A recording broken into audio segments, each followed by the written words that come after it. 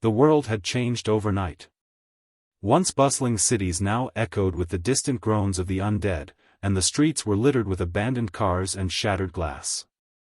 In the heart of what used to be a quiet suburb outside Denver, a group of survivors huddled inside the reinforced gymnasium of an old high school. The leader, a former firefighter named Marcus Reed, paced the length of the room, his boots thudding softly against the hardwood floor. He glanced at the others, each one a stranger just weeks ago, now bound together by necessity and fear. There was Olivia Grant, a resourceful nurse with a sharp wit and a quicker hand with a scalpel, Jackson Miller, a retired Marine whose calm under pressure had saved them more than once, Emily Brooks, a high school science teacher who had become their de facto engineer, and Ben Turner, a mechanic with a knack for improvising weapons from whatever scraps he could find.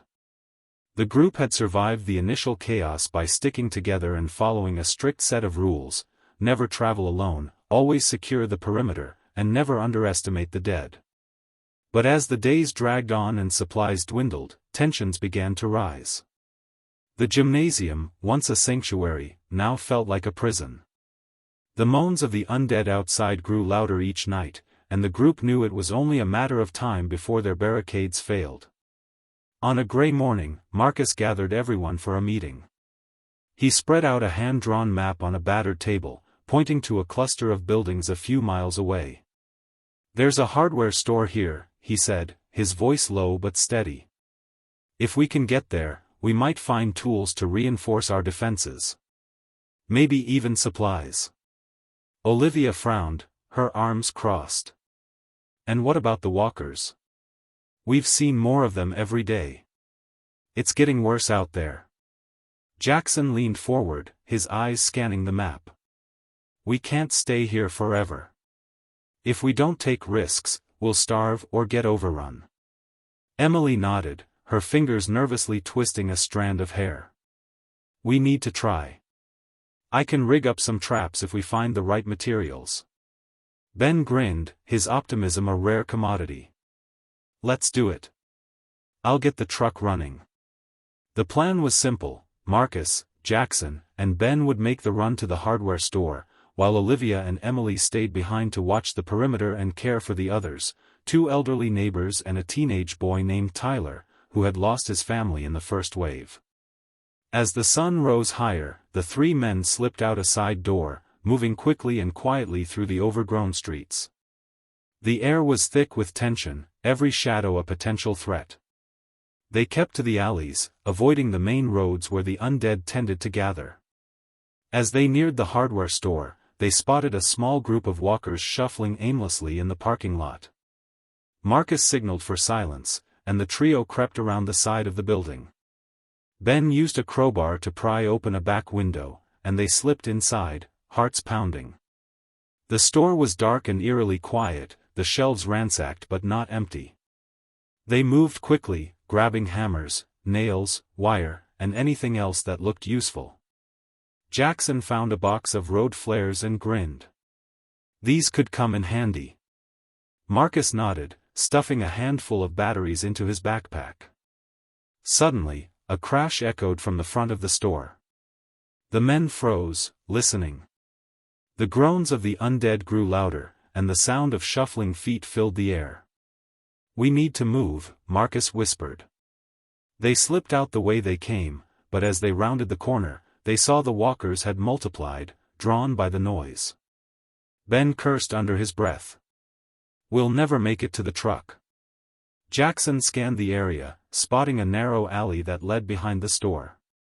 "This way," he hissed, leading the others into the shadows. The alley was a dead end, but Emily's voice crackled over the walkie-talkie. "There's a fire escape on the east side. You can get to the roof." Marcus spotted the ladder and motioned for the others to climb. As they scrambled up, the walkers pressed closer, their outstretched hands clawing at the metal. Ben was last, and for a moment, it seemed he wouldn't make it. Jackson reached down, grabbing his arm and hauling him up just as a walker snapped at his boot. Breathing hard, the trio crouched on the roof, surveying their surroundings. The undead milled below, but the rooftop stretched in a jagged line back toward the school. We can move across the roofs, Marcus said, his mind racing. It's risky, but it's our best shot. They moved carefully, leaping from building to building, the city below a maze of danger. At one point, a rotten plank gave way beneath Ben, and he nearly fell, but Jackson caught him again, his grip unyielding. Back at the gymnasium, Olivia and Emily listened anxiously to the walkie-talkie updates. Tyler paced nervously, his eyes darting to the boarded windows. "Will they make it back?" he asked, his voice barely above a whisper. Olivia forced a smile. "They will. They have to." As the sun dipped below the horizon, the three men finally appeared, battered but alive, their backpacks bulging with supplies. Relief swept through the group, but it was short-lived. The noise had drawn more walkers to their location, and the moans outside grew into a chorus of hunger. Marcus looked at his exhausted team, determination burning in his eyes. "We survived today," he said quietly. "But if we're going to make it through tomorrow, we need to get smarter. We need to fight back." The group nodded, united by a single, unspoken truth: in this new world, survival meant more than just hiding. It meant learning, adapting, and fighting for every precious day. Night fell heavy and thick, pressing against the gymnasium's boarded windows. The survivors worked in tense silence, reinforcing barricades with the new supplies. Emily and Ben hammered nails into the doors, while Jackson and Marcus set up tripwires and makeshift alarms using the road flares and wire. Olivia checked on the elderly neighbors, Mrs. Whitaker and Mr. Doyle, making sure they were comfortable and calm, though she could see the fear in their eyes. Tyler, restless and eager to help, stood watch at the window, peering through a narrow gap at the shifting shadows outside. As the hours dragged on, the moans of the undead grew louder, echoing through the empty streets. Every so often, a walker would stumble into one of the tripwires, setting off a flare that lit up the night in a burst of red light. Each time, the group would tense, weapons at the ready, but the barricades held. For now. Inside, Marcus gathered everyone for a quick meeting. "We can't keep doing this," he said, his voice low. "Every time we make a run, we draw more of them here. We need a better plan." Emily nodded, her mind already racing. "If we can lure them away, maybe we can buy ourselves some time. I've been thinking about using sound, maybe a car alarm or a radio." Ben grinned, catching on. "We could rig up one of the old cars in the lot. Set it off, then circle back while they're distracted." Jackson added, "We'll need to move fast. If we're going to do this, we should do it at dawn, when they're less active." The group agreed, and as the first light of morning crept over the horizon, they put their plan into action. Ben and Emily slipped outside, moving quietly through the dew-soaked grass. They reached an old sedan at the edge of the parking lot, its windows fogged and tires flat. Ben popped the hood, working quickly to hotwire the battery to the horn, while Emily set a small radio on the roof, tuning it to a static-filled station. "Ready?" she whispered. Ben nodded, and together they sprinted back toward the gym. Moments later, the car horn blared, echoing through the empty streets. The radio crackled and hissed, adding to the cacophony. Walkers immediately turned, drawn by the noise, and began to shuffle toward the sound. From their vantage point inside, Marcus watched as the horde thinned around the gym, moving in a slow, hungry wave toward the car. "Now's our chance," he said. "We need to clear out the ones still close and reinforce the main entrance." Jackson and Marcus led the charge, moving with practiced efficiency. They dispatched the few remaining walkers near the doors, using makeshift spears and a sledgehammer Ben had found at the hardware store. Olivia and Tyler dragged debris into place, stacking desks and chairs to create a second barrier. Emily monitored the car alarm from the window, her heart pounding as more and more walkers gathered around the blaring noise. For a brief, shining moment, it seemed the plan had worked. The gymnasium was quiet, the immediate threat gone. The group allowed themselves a moment of relief, sharing tired smiles and quiet laughter. But as the car battery finally died and the horn sputtered into silence, a new sound reached their ears, a distant, rhythmic thumping, like boots on pavement. Tyler's eyes widened. "That's not walkers," he whispered. Marcus motioned for silence, and the group listened, every muscle tense. The thumping grew louder, closer, until a voice rang out from the darkness. "Hello? Anyone in there?" It was a man's voice, rough but desperate. "We're not infected. Please, we need help." Marcus hesitated, torn between hope and caution. Jackson peered through a crack in the barricade, spotting 3 figures, 2 men and a woman, standing in the street, their hands raised in surrender. They looked exhausted, their clothes torn and faces streaked with dirt. "What do we do?" Olivia asked, her voice trembling. "If we let them in, we could be risking everything." Marcus weighed the options, his mind racing. They needed more people if they were going to survive long-term, but trust was a dangerous commodity. He made a decision. "We'll let them in, but we do it on our terms. Jackson, cover me. Ben, get the door." The newcomers entered slowly, eyes wide with relief and fear. The man introduced himself as Travis, a former paramedic. With him were his younger brother, Cody, and a woman named Dana, who had been a school bus driver before the world fell apart. They told their story in hushed voices, how they'd survived by moving from building to building, always one step ahead of the horde. As the group settled in for the night, the sense of safety was fragile, but hope flickered in the darkness. With new allies and new ideas, they began to plan for the days ahead, knowing that every decision could mean the difference between life and death. The fight for survival was far from over, but for the first time in weeks, the survivors dared to believe they might have a future. The gymnasium felt different with the newcomers inside. The air was thick with uncertainty, but also with a cautious optimism. Travis, the paramedic, immediately offered to help Olivia check on Mrs. Whitaker and Mr. Doyle, his calm bedside manner putting the elderly survivors at ease. Cody, younger and wiry, volunteered to help Ben and Emily reinforce the barricades, eager to prove himself useful. Dana, quiet but observant, took up a post near the windows, her sharp eyes scanning the street for any sign of movement. As the group worked, Marcus pulled Jackson aside. "We need to keep an eye on them," he whispered. "We don't know them, and trust is earned, not given." Jackson nodded, his gaze lingering on Travis, who was carefully bandaging a scrape on Mrs. Whitaker's arm. "They seem all right, but I'll keep watch." That afternoon, the survivors gathered in a circle, sharing what little food they had left.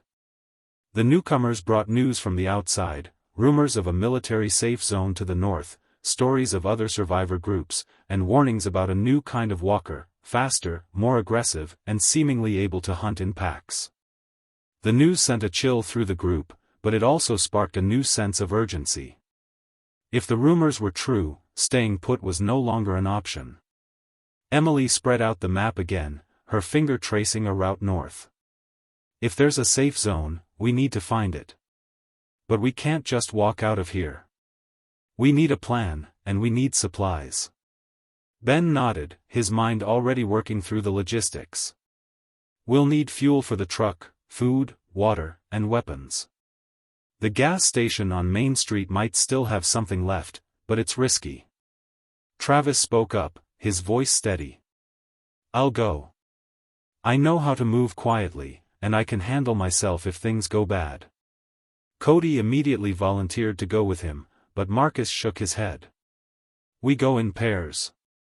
Travis and Jackson, you take the gas station. Ben and Dana, you check the pharmacy for medical supplies. The rest of US will hold down the fort here." As dusk approached, the two teams slipped out, moving through the shadows. The streets were eerily quiet, the silence broken only by the distant groans of the undead. At the gas station, Travis and Jackson moved quickly, filling a pair of jerry cans and grabbing whatever snacks and bottled water they could find. But as they turned to leave, a sudden crash echoed from the back of the store. Jackson raised his weapon, heart pounding, as a figure stumbled into view, a walker, its eyes wild and its movements unnervingly fast. Travis reacted instantly, swinging his crowbar and knocking the creature to the ground. But more were coming, drawn by the noise. "We need to move," Jackson shouted, and the two men sprinted for the door, barely making it out as a pack of the new, faster walkers swarmed the station. Meanwhile, Ben and Dana crept into the pharmacy, the shelves picked over but not empty. Dana found a stash of antibiotics and painkillers, while Ben grabbed bandages and antiseptic. As they turned to leave, Dana froze, her eyes locked on a small group of walkers outside the window. "We're trapped," she whispered. Ben scanned the room, spotting a fire exit at the back. "This way." They slipped out, hearts racing, and made their way back to the gymnasium, the sound of the walkers fading behind them. Back at the gym, Olivia and Emily kept watch, their nerves frayed. Tyler paced restlessly, his eyes darting to the door every few seconds. When the teams finally returned, breathless and shaken but alive, the group let out a collective sigh of relief. They had supplies, but the encounter with the new walkers had rattled everyone. That night, as the survivors huddled together, Marcus addressed the group. "We can't stay here much longer. The walkers are changing, and the city is getting more dangerous by the day. Tomorrow, we start preparing to move north. We'll need to travel light, stay alert, and watch each other's backs. If we're going to make it, we do it together." As the group nodded in agreement, a sense of resolve settled over them. The world outside was more dangerous than ever, but inside the gymnasium, hope flickered brighter than before. The fight for survival was just beginning, and every member of the group knew that the days ahead would test them in ways they could never have imagined. The next morning dawned gray and cold, the sky heavy with low clouds. The survivors moved with purpose, packing their meager belongings and rationing out the supplies they'd gathered. Emily worked with Ben to siphon the last of the fuel into the battered pickup truck, while Jackson and Travis checked their weapons and mapped out the safest route north. Olivia distributed the remaining food, her hands steady even as her mind raced with worry for the group's weakest members. Mrs. Whitaker and Mr. Doyle, though determined, were clearly struggling with the physical demands of survival, and Tyler hovered nearby, offering to help carry their bags. Before leaving, Marcus gathered everyone for a final check. "We stick together, no matter what. If we get separated, we meet at the old water tower on the edge of town. That's our fallback point." He looked each person in the eye, making sure they understood. "We move fast, we stay quiet, and we don't take unnecessary risks. Let's go." The group slipped out of the gymnasium just as the first walkers began to appear on the street, drawn by some distant noise.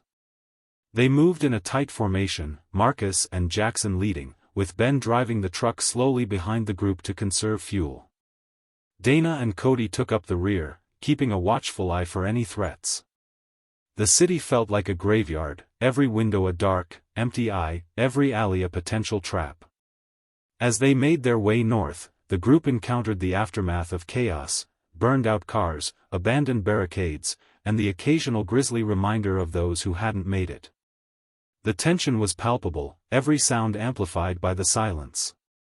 At one intersection, a lone walker stumbled into their path, its movements jerky and unpredictable. Jackson dispatched it quickly, but not before it let out a guttural howl that echoed down the street.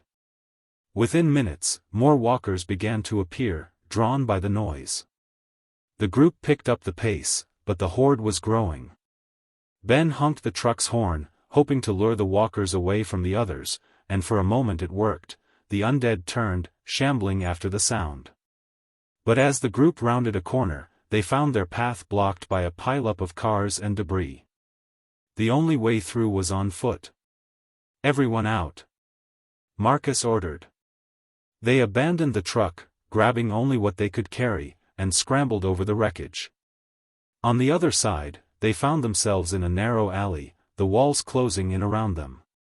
The walkers pressed closer, their moans rising in a fever pitch. Emily spotted a fire escape and shouted, "Up here! One by one, the group climbed the metal ladder, helping each other up as the walkers clawed at their heels. From the rooftop, they could see the city stretching out before them, a maze of danger and opportunity. The water tower was visible in the distance, a beacon of hope.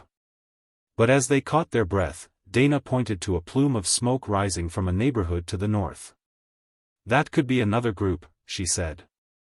"Or it could be trouble." Marcus weighed the options quickly. "We stick to the plan. Water tower first, then we check out the smoke if it's safe." The group moved across the rooftops, leaping from building to building, the city below teeming with the undead. At one point, Cody slipped, nearly falling, but Travis caught him just in time. The close call rattled everyone, but they pressed on, driven by the promise of safety. As they neared the water tower, the group paused to rest in the shadow of an old church. Olivia checked on Mrs. Whitaker and Mr. Doyle, both of whom were exhausted but determined to keep going. Tyler sat beside them, his face set with grim resolve. "We're almost there," he said, more to himself than anyone else. Suddenly, a distant gunshot rang out, shattering the quiet. The group froze, instincts on high alert. Jackson scanned the horizon with his binoculars, spotting movement near the source of the smoke. "There's someone out there," he said. "Armed, and not alone." The group exchanged uneasy glances. The world was full of dangers now, and not all of them were undead. As the sun began to set, casting long shadows over the ruined city, Marcus made a decision. "We'll reach the water tower and regroup. Then we'll decide if we risk making contact. For now, we keep moving." With the city growing darker and the threat of both walkers and the unknown looming, the survivors pressed on, their hope tempered by the harsh reality of the world they now faced. Every step brought new challenges, but also the chance for something better, if they could survive long enough to find it. The group reached the water tower just as dusk settled over the city, painting the sky in streaks of orange and purple. The area around the tower was eerily quiet, the only sounds the distant moans of walkers and the occasional crackle of static from their walkie-talkies. Marcus led the way, checking the perimeter for threats before signaling the others to follow. The survivors moved quickly, helping Mrs. Whitaker and Mr. Doyle up the short hill, their eyes darting nervously to the shadows. Once at the base of the tower, Emily and Ben worked together to secure the area, using wire and debris to create a makeshift barrier. Jackson climbed the ladder to the platform above, scanning the city with his binoculars. The plume of smoke was still visible, now joined by the faint flicker of firelight. "Whoever's out there, they're not trying to hide," he reported. "Could be survivors, could be trouble." The group settled in for the night, taking turns on watch. Olivia tended to the elderly, her gentle words and steady hands a comfort in the darkness. Tyler sat beside her, clutching a baseball bat, his knuckles white. Dana and Cody shared a can of beans, speaking in hushed tones about their lives before the world changed. Travis checked their supplies, making a mental note of what they'd need if they decided to approach the other group. As midnight approached, a sudden noise shattered the uneasy calm, a distant scream, sharp and desperate, echoing from the direction of the fire. The group tensed, every instinct screaming danger. Marcus and Jackson exchanged a look. "We can't ignore that," Marcus said quietly. "If there are people out there, they might need help. Or it could be a trap." The group debated their next move. Emily argued for caution, pointing out that they couldn't afford to risk everyone's lives for strangers. Ben, ever the optimist, insisted that helping others was what separated them from the chaos outside. In the end, Marcus made the call. "Jackson, Travis, and I will check it out. The rest of you stay here and keep the area secure. If we're not back by sunrise, you move north without us." The three men set out, moving through the darkness with practiced stealth. The city felt alive with danger, every alley and doorway a potential ambush. As they neared the source of the fire, they saw a small group of survivors, 2 women and a young boy, surrounded by walkers. The survivors were trapped against a chain-link fence, their faces pale with terror. Without hesitation, Marcus and Jackson moved in, drawing the walkers' attention. Travis circled around, using his crowbar to dispatch the undead from behind. The fight was brutal but quick, the men working together with silent efficiency. When the last walker fell, the trapped survivors collapsed in relief, tears streaming down their faces. "We heard your truck earlier," one of the women gasped. "We've been hiding for days." "Thank you." Marcus nodded, helping her to her feet. "We have a safe spot, but we need to move fast." "Can you walk?" The woman nodded, gathering the boy in her arms. The group moved quickly, retracing their steps to the water tower. Back at the camp, the others watched the darkness anxiously, every minute stretching into an eternity. When the rescue team finally returned, the relief was palpable. Olivia rushed to help the newcomers, offering water and a blanket. The boy, no older than 7, clung to her, his eyes wide with fear. As the group settled in, Marcus addressed everyone. "We took a risk tonight, but we saved lives. That's what matters." He looked around at the tired, hopeful faces. "Tomorrow, we move north. Together." The night passed in uneasy silence, but for the first time in days, the survivors felt a spark of hope. They had faced the darkness and come through stronger, their numbers, and their resolve, growing. But as dawn approached, the city below stirred with new dangers, and the group knew that the hardest part of their journey was still ahead. Dawn broke with a chill wind, carrying the distant groans of the undead and the acrid scent of smoke. The survivors wasted no time. With the new arrivals, Megan, her sister Laura, and Laura's son Ethan, added to their ranks, the group felt both stronger and more vulnerable. Supplies were now stretched thinner, and every decision carried more weight. Marcus gathered everyone for a quick briefing, his voice steady but urgent. "We move at first light. The safe zone is still miles away, and we don't know what's between us and there. We stick to the back roads, avoid open spaces, and keep noise to a minimum. If we run into trouble, we scatter and regroup at the old radio tower north of the river." Ben and Emily double-checked the truck, making sure it would start after a night in the cold. Jackson and Travis took point, scouting ahead for any signs of danger. Olivia and Dana helped the elderly and young Ethan, keeping them in the center of the group. Cody, Tyler, and Laura brought up the rear, eyes sharp for any movement. The group moved quickly, weaving through abandoned neighborhoods and overgrown lots, every sense on high alert. As they crossed a deserted playground, a sudden clatter of metal made everyone freeze. A walker, its leg twisted at an unnatural angle, dragged itself from beneath a slide, its eyes fixed hungrily on the group. Jackson dispatched it with a swift blow, but the noise had already drawn attention. Within moments, more walkers emerged from the shadows, their numbers growing with every step. "Move!" Marcus shouted, and the group broke into a run, dodging between rusted swing sets and toppled fences. They reached the edge of the playground, only to find their path blocked by a chain-link fence. Ben scrambled to cut through the wire with a pair of bolt cutters, his hands shaking as the walkers closed in.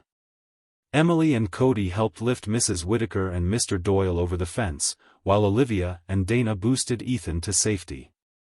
Just as the last of the group made it through, Ben's cutter slipped, slicing his palm.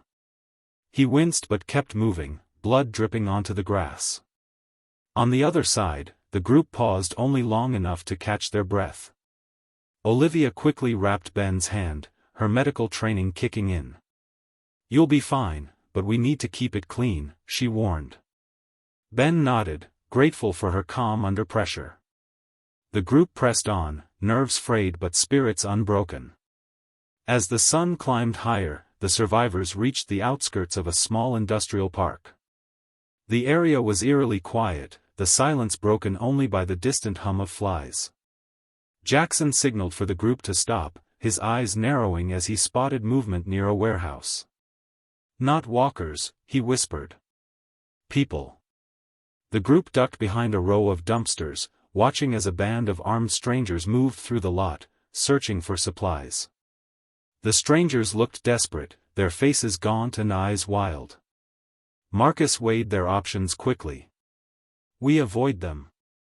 No sense risking a fight. But as they tried to slip away, Ethan tripped, sending a can rolling across the pavement with a loud clang. The strangers spun around, weapons raised. For a tense moment, no one moved. Then the leader, a tall man with a scar across his cheek, called out, "We don't want trouble. Just looking for food." Marcus stepped forward, hands raised. Same here. We're just passing through.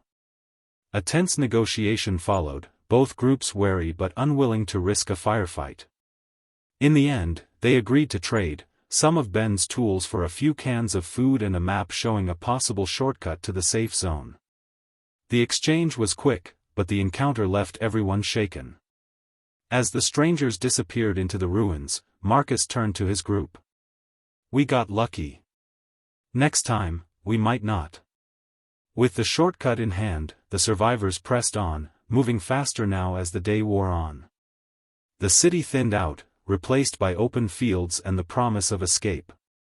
But as they neared the river, a new challenge awaited, a collapsed bridge, the only crossing for miles. The group stared at the wreckage in dismay, the safe zone so close, yet suddenly out of reach. As the sun dipped low, casting long shadows over the broken landscape, Marcus made a grim decision. We'll have to find another way across. We camp here tonight, keep watch, and figure it out in the morning. The group settled in, exhaustion etched on every face. The night was filled with the distant howls of the undead and the knowledge that, even with hope on the horizon, survival would demand everything they had left. Night settled over the riverbank, bringing with it a bone-deep chill and a heavy sense of uncertainty. The survivors huddled around a small, carefully shielded fire, their faces illuminated by flickering light. The collapsed bridge loomed in the darkness, a jagged reminder of how close, and yet how far, they were from safety. Marcus sat apart from the group, studying the map they'd traded for, searching for any sign of another crossing. Emily joined him, her voice barely above a whisper. There's an old railway trestle a few miles upstream. It's risky, but it might be our only shot. As the others tried to rest, Jackson and Travis took turns on watch, scanning the darkness for any sign of movement. The night was restless. Walkers could be heard in the distance, their moans carried on the wind, but it was the threat of other survivors, desperate, armed, and unpredictable, that kept everyone on edge. Olivia checked on Mrs. Whitaker and Mr. Doyle, both of whom were exhausted but still determined. Tyler sat with Ethan, telling him stories about baseball and summer days, trying to keep the boy's mind off the horrors around them. At first light, the group packed up and moved out, following the riverbank toward the trestle. The journey was slow and tense, every step a test of endurance. Ben's injured hand throbbed, but he refused to slow down. Dana and Laura took turns carrying Ethan when he grew tired, while Cody and Emily scouted ahead, keeping an eye out for trouble. The landscape changed as they moved, tall grass and tangled underbrush replaced the city's concrete, but the sense of danger never left. After hours of walking, the group finally reached the railway trestle. The structure was old and rusted, its wooden planks warped and missing in places. The river below rushed fast and cold, promising certain death to anyone who fell. Marcus tested the first few steps, the wood creaking ominously beneath his weight. "We go one at a time," he said, voice steady. "No sudden moves. Stay focused." One by one, the survivors crossed, hearts pounding with every step. Jackson went first, moving with the careful precision of a soldier. He reached the far side and signaled for the next person. Olivia helped Mrs. Whitaker across, whispering encouragement with every shaky step. Ben, despite his injury, made it halfway before a plank snapped beneath him. He dangled for a terrifying moment, legs kicking above the rushing water, but Cody and Travis hauled him up, saving him just in time. When it was Ethan's turn, the boy froze, paralyzed by fear. Laura knelt beside him, her voice soothing. "You can do this, honey. I'm right here." With trembling hands, Ethan took his first step, Laura and Dana flanking him on either side. The group held their breath until, finally, everyone was safely across. Relief was short-lived. As they regrouped on the far bank, a distant shout echoed from the direction they'd come. The strangers from the industrial park had followed them, drawn by the promise of supplies or perhaps revenge. Marcus didn't hesitate. "Move! Into the trees!" The group plunged into the underbrush, moving as quickly and quietly as they could. The shouts grew louder, punctuated by the occasional gunshot. A bullet whizzed past, striking a tree just inches from Emily's head. They ran until their lungs burned, finally collapsing in a thicket far from the river. The strangers' voices faded, replaced by the familiar, dreadful moans of walkers. The group was safe for the moment, but the close call left everyone shaken. As they caught their breath, Marcus looked at each of them, pride and worry mingling in his eyes. "We're almost there," he said, voice hoarse but determined. "We just have to hold on a little longer." As dusk fell, the survivors pressed on, the safe zone now just a few miles away. Every step was a victory, every moment a testament to their resilience. But as the night deepened, the group knew that the final test was yet to come, and that not all of them might make it to the end. Absolutely.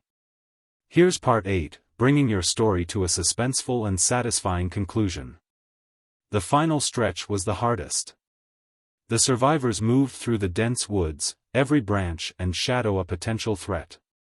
The safe zone, according to the map, was just beyond a ridge, marked by an old radio tower and a chain-link fence. The group was exhausted, battered by days of running, fighting, and loss, but the sight of the tower in the distance sparked a surge of hope that pushed them onward. As they neared the perimeter, a sudden chorus of groans erupted behind them. A horde of walkers, likely stirred by the gunfire and shouting from earlier, was closing in fast. Marcus didn't hesitate. "Go! Get to the fence," he shouted, waving the group forward. Jackson and Travis took the lead, clearing a path through the underbrush. Olivia and Dana helped the elderly and Ethan, while Ben, despite his injured hand, swung a makeshift club at any walker that got too close. The fence loomed ahead, topped with barbed wire and strung with warning signs. On the other side, armed guards in military uniforms shouted for the group to identify themselves. "We're survivors," Marcus yelled, his voice raw. "We have children and elderly, please, let us in." The guards hesitated only a moment before opening a narrow gate, motioning the group through. One by one, the survivors slipped inside, hearts pounding as the walkers crashed against the fence behind them.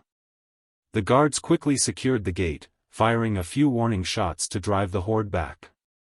Inside the safe zone, the world felt different, organized, protected, and alive with the sounds of other survivors. Medical tents lined the field, and the smell of hot food drifted through the air. Olivia and Travis rushed to help Mrs. Whitaker and Mr. Doyle, who were quickly taken to a medical tent. Ethan clung to Laura, his eyes wide with relief and disbelief. Ben collapsed to his knees, overcome by exhaustion and gratitude. Jackson and Marcus stood together, watching as the guards checked everyone for bites and injuries, their faces grim but not unkind. A woman in a clean uniform approached, clipboard in hand. "You're safe now," she said, her voice firm but gentle. "We'll get you food, water, and medical care. You'll be assigned quarters soon. You made it." The words felt surreal, almost impossible after everything they'd endured. As the group was led deeper into the camp, they looked back at the fence, where the walkers still pressed and clawed, unable to reach them. The danger wasn't gone, the world outside was still broken, and the future uncertain, but for the first time in what felt like forever, the survivors could breathe. They had made it through the worst, not just by fighting the dead, but by trusting each other, adapting, and refusing to give up hope. That night, as they lay in real beds for the first time in weeks, the group reflected on their journey. They had lost much, but they had also gained something invaluable, a new family, forged in the fires of survival. Marcus looked around at his friends, old and knew that whatever came next, they would face it together. Outside, the undead still roamed, and the world was far from healed. But inside the safe zone, humanity endured, and the survivors finally allowed themselves to dream of a future beyond fear. The fight was not over, but for now, they had won.